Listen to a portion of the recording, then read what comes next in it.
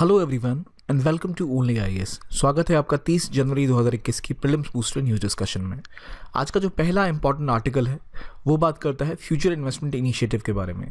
Future investment initiative एक annual investment forum है जो कि इस बार फिर से रियाद सऊदी अरेबिया में हेल्ड हुआ था और ये होस्ट किया जाता है सऊदी अरब की ही पब्लिक इन्वेस्टमेंट फंड के द्वारा। इस इनिशिएटिव का जो मेन ऑब्जेक्टिव है वो ये है कि ये डिस्कस करते हैं कौन कौन से ट्रेंड्स ग्लोबल इकोनॉमी में हो रहे हैं जिससे कि इन्वेस्टमेंट के इन्वायरमेंट में चेंजेस आ रहे हैं। और हाल का जो सबसे इंपॉर्टेंट फिनोमेना है जिसने सब कुछ को चेंज किया है वो ऑब्वियसली कोविड-19 है। और जो इसका ये चौथा संस्करण था क्योंकि 2017 से शुरू हो चुका है, उसमें इंडिया के हेल्थ और फैमिली वेलफेयर मिनिस्टर ने भी एड्रेस किया था और उन्होंने बात करी थी कि कैसे कोविड-19 की वजह से जो 5 बड़े ग्लोबल ट्रेंड्स हैं जो पूरे इन्वायरमेंट को चेंज कर रहे हैं, ग्लोबल बिजनेस को, उसके बारे में उन्होंने 5 ग्लोबल ट्रेंड्स के बारे में बात करी थी। लेकिन ओवरऑल जो इस बार जिसका 4th एडिशन था, इसका ऑब्जेक्टिव था सॉल्यूशंस निकालना कि कैसे बिजनेस और government can expand health care और हेल्थ केयर वर्कर्स को कैसे ट्रेन किया जा सकता है, कैसे हेल्थ केयर में एडवांस्ड हेल्थ टेक्नोलॉजीज के ऊपर इन्वेस्टमेंट बढ़ाई जा सकती है।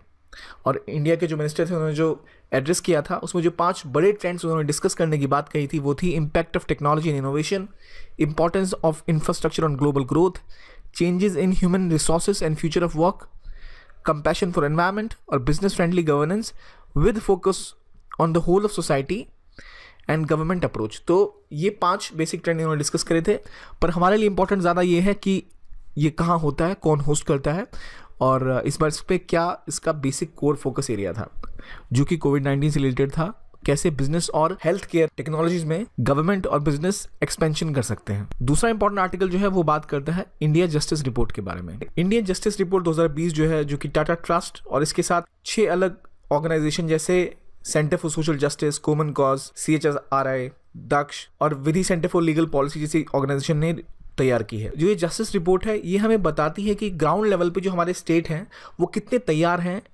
फेयर तरीके से जस्टिस डिलीवर करने में। और अगर हमें जस्टिस डिलीवर करना है तो हमें अच्छे इंस्टीट्यूशंस चाहिए और वो इंस्टीट्यूशंस कौन कौन से हैं जो आपको एक प्रॉपर जस्टिस ग्राउंड पे डिलीवर करने में मदद करते हैं। तो सबसे पहले आपकी होती है जुडिशरी, फिर पुलिस, प्रिजन और लीगल एड। और इन्हीं चारों पिलर्स के ऊपर इनकी रिपोर्ट बेस्ड है और इन्होंने इस रिपोर्ट में इंडिया को कैटेगराइज किया है 2 एरियाज में, बड़े और मीडियम स्टेट और दूसरा छोटे स्टेट। छोटे स्टेट उन्हें माना गया है जिनकी जनसंख्या 1 करोड़ से कम है और 1 करोड़ से ज़्यादा की जनसंख्या वालों को मीडियम या बड़े स्टेट्स में गिना जाता है। तो जो इस रिपोर्ट की मेन फाइंडिंग्स हैं, अगर हम उस पर आए तो उन्होंने इस बार जो एनालाइज किया उसमें खास बात ये रही कि इन्होंने नॉर्मली जस्टिस के अलावा जो एक्सपेंडिचर है, जो वैकेंसीज हैं, कितनी वुमेन रिप्रेजेंट हो रही हैं, मेंबर्स ऑफ SC/ST की रिप्रेजेंटेशन कितनी है और OBCs की रिप्रेजेंटेशन कितनी है अलग अलग स्टेट्स में, इस पर फोकस किया है। और जो की फाइंडिंग्स इनकी निकली है वो ये है कि महाराष्ट्र को टॉप स्पॉट मिला है डिलीवरी ऑफ जस्टिस के मामले में, जो कि पिछले बार भी इसे मिला था। और इसके अलावा तमिलनाडु, तेलंगाना, पंजाब और केरला की रैंक टॉप स्टेट्स में आई है। जबकि स्मॉल स्टेट्स की बात करें तो त्रिपुरा सबसे ऊपर रहता है, उसके बाद सिक्किम और गोवा। और वुमेन रेशियो की अगर पुलिस फोर्स में बात करें तो बिहार में highest women in police force देखी गई है जो कि 25.3% है। इसके अलावा जुडिशरी में अगर हम महिलाओं की स्थिति के बारे में बात करें तो वो केवल 29% हाई कोर्ट में जजेस हैं और सिक्किम के अलावा किसी भी स्टेट में 20% से ज़्यादा हाई कोर्ट में जजेस वुमेन नहीं है। तो ये हमें क्या बताता है? ये हमें बताता है कि जो वुमेन की रिप्रेजेंटेशन है थ्रू आउट जुडिशरी, पुलिस बहुत कम है और यहाँ पे इम्प्रूवमेंट की आवश्यकता है। तो हमारे लिए इस आर्टिकल में इंपॉर्टेंट पॉइंट्स हैं कि इंडियन जस्टिस रिपोर्ट कौन पब्लिश करता है, इनका फोकस एरिया क्या है और इस बार टॉप स्पॉट पे कौन रहा in larger states and in smaller states. अगले आर्टिकल पे आते हैं जो बात करता है लाला लाजपत राय के बारे में। इनको हाल ही में प्राइम मिनिस्टर ने श्रद्धांजलि दी और एक बहुत इंपॉर्टेंट हिस्टोरिकल फिगर है इंडियन नेशनल मूवमेंट के हिसाब से भी। और इनकी खास बात यह है कि ये इनका जन्म पंजाब में हुआ था और जो हिंदू रिफॉर्मिस्ट मूवमेंट में ये बहुत इन्फ्लुएंस भी हुए थे और इनका बहुत बड़ा रोल भी है, जहाँ इन्होंने पंजाब नेशनल बैंक की फाउंडेशन में भी बड़ा रोल प्ले किया था। इन्होंने DAV स्कूल्स यानी दयानंद एग्लो वैदिक स्कूल सिस्टम को भी इस्टेब्लिश किया था और यहाँ तक कि हिंदू ऑर्फन रिलीफ मूवमेंट चलाई थी ताकि जो क्रिश्चियन मिशंस थे जो कि अनाथ बच्चों को की कस्टडी ले लिया करते थे उसे रोकने के लिए। इसके अलावा इनका जो इन्वॉल्वमेंट था as a strong Congress leader during freedom movement, उसमें इन्हें बाल गंगाधर तिलक को और बिपिन चंद्र पाल को लाल बाल पाल के नाम से भी जाना जाता था। 1920 में ये नेशनल कांग्रेस के प्रेसिडेंट भी बने थे और इन्होंने सर्वेंट्स ऑफ पीपल सोसाइटी की भी स्थापना की थी जो कि लाहौर में था और जो कि वेलफेयर के बारे में काम करता था। और इनके जो इंपॉर्टेंट वर्क्स हैं उसमें story of my deportation, Arya Samaj, United States of America में Hindu impression, England's debt to India, historical narrative of British fiscal policy in India और अनहैप्पी इंडिया जैसी इंपॉर्टेंट बुक्स थी। तो हमारे लिए इंपॉर्टेंट ये है कि हमें याद रहे कि इनकी इन्वॉल्वमेंट किस किस चीज़ों में थी, क्योंकि हिस्ट्री से कभी कभी ऐसे क्वेश्चंस बन जाते हैं। फिर बात आती है वर्ल्ड गोल्ड काउंसिल के बारे में। वर्ल्ड गोल्ड काउंसिल जो कि एक नॉन प्रॉफिट बॉडी है, ये एसोसिएशन है जो गोल्ड प्रोड्यूसर्स है उनका। अब एसोसिएशन में इसमें खास बात ये कि माइनिंग से लेके इन्वेस्टमेंट तक हर तरह के स्टेक होल्डर्स इसके मेंबर होते हैं। उनकी कोशिश होती है कि एक रिस्पॉन्सिबल तरीके से कॉन्फ्लिक्ट फ्री गोल्ड का स्टैंडर्ड बनाए रखा जा सके। और इन्होंने हाल ही में बताया था कि इंडिया में जो गोल्ड की डिमांड है 25 साल के लोएस्ट लेवल पर है। क्यों? एक, क्योंकि लॉकडाउन था, डिमांड कम हो गई थी। दूसरा, जो गोल्ड की दाम है वो ग्लोबली भी और नेशनली भी काफ़ी ज़्यादा बढ़े हैं। तो इसके बारे में उतना ज़्यादा डिस्कशन इंपॉर्टेंट भी नहीं है, बस हमें इतना पता होना चाहिए कि कौन सी बॉडी है, इसके कौन कौन से मेंबर्स हैं और ये क्या करती है असल में।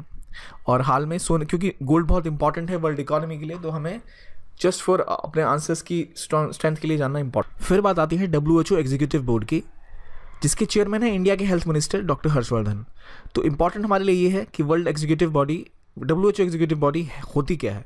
तो असल में WHO की जो डिसीजन मेकिंग की बात करें, जो फैसले लेती है, तो वहाँ दो बड़ी बॉडीज़ होती हैं। एक WHO की वर्ल्ड हेल्थ असेंबली और दूसरी WHO एग्जीक्यूटिव बोर्ड। और इन जो वहाँ के भी चेयरमैन है ऑफकोर्स इंडिया के हेल्थ मिनिस्टर, उन्होंने ऐसा बोला था कि जैसे 2020 में कोविड वैक्सीन की डिस्कवरी बहुत इंपॉर्टेंट थी, वैसे 2021 में इंडिया के पास चैलेंज होगा कैसे दुनिया भर में जहाँ जहाँ इसकी ज़रूरत है इसकी पूर्ति की जाए, क्योंकि इंडिया को ही वर्ल्ड की फार्मेसी कहा जाता है। तो जो WHO एग्जीक्यूटिव बोर्ड है ये इसलिए इंपॉर्टेंट हो जाता है कि हमें पता रहे कि, क्योंकि हमारे हेल्थ मिनिस्टर ही इसके चेयरमैन है, क्या इसकी बॉडी है, क्या इसका कॉन्स्टिट्यूएंट, कैसे ये फॉर्म होती है और क्या क्या इसके इंपॉर्टेंट कंपोनेंट्स हैं। तो इसके 34 इंडिविजुअल मेंबर्स होते हैं जो कि टेक्निकली क्वालिफाइड होते हैं हेल्थ के एरियाज़ में, ताकि वो एडवाइस कर सकें, रिकमेंड कर सकें वर्ल्ड हेल्थ असेंबली को कि भाई क्या क्या डिसीजन वो लें। राइट, दो ही डिसीजन मेकिंग बॉडीज़ हैं, एक वर्ल्ड हेल्थ असेंबली, दूसरी WHO executive board. Executive board के वो मेंबर्स होते हैं जो टेक्निकली क्वालिफाइड होते हैं, तो वो सजेस्ट करते हैं वर्ल्ड हेल्थ असेंबली को, एडवाइज करते हैं, फैसिलिटेट करते हैं उसके कार्य को, ताकि वो इम्प्लीमेंट हो पाए।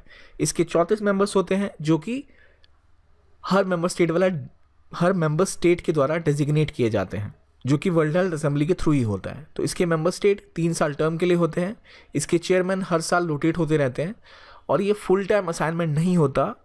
जो चेयरमैन है वो केवल लीड करते हैं जो एग्जीक्यूटिव बोर्ड की मीटिंग्स होती हैं उसको। राइट, तो इसकी मीटिंग साल में 2 बार होती है, तो ऑब्वियसली एक जो चेयरमैन है 2 साल तक रहेंगे और वो दो बार मीटिंग को लीड करेंगे। इसके फंक्शंस हमने पहले इस पर बात कर ली कि वही एडवाइस करना वर्ल्ड हेल्थ असेंबली को।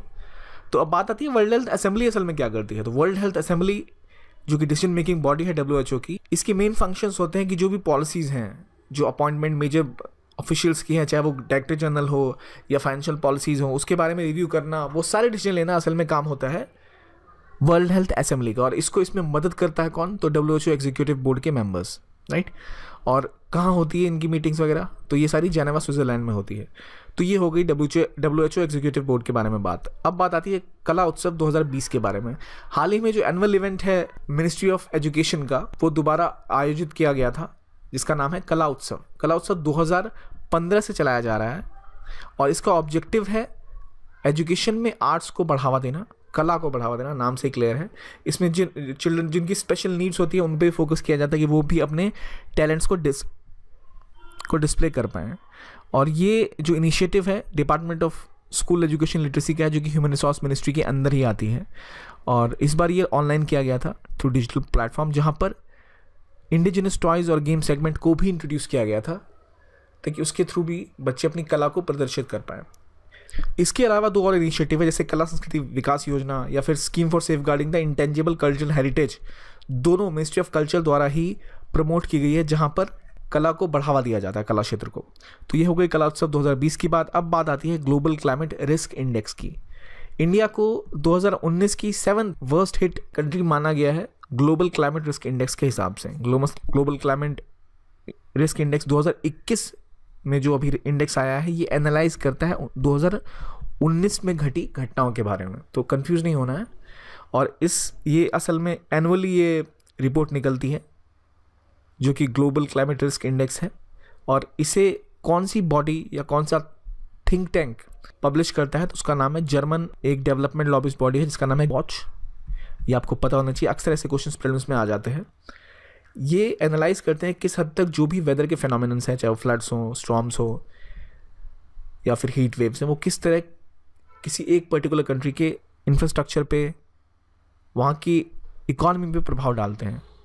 और ये इंडेक्स का डेटा म्यूनिक के नेटकैट सर्विस से लिया जाता है। और आखिर ये किया क्यों जाता है, तो इसका ऑब्जेक्टिव ये है कि जो डेवलपिंग कंट्रीज़ हैं उनको बताया जा सके, उनको कैटेगराइज किया जा सके कौन सी कंट्रीज़ ऐसी हैं जिन पे ज़्यादा खतरा मंडरा रहा है, ज़्यादा नुकसान झेल रहे हैं क्लाइमेट चेंज की वजह से, क्लाइमेट रिस्क की वजह से, और जिनकी मदद की जा सके और उनको पॉलिसीज़ में भी हेल्प की जा सके ताकि वो अपने आप को तैयार कर पाएँ इस रिस्क से लड़ने के लिए।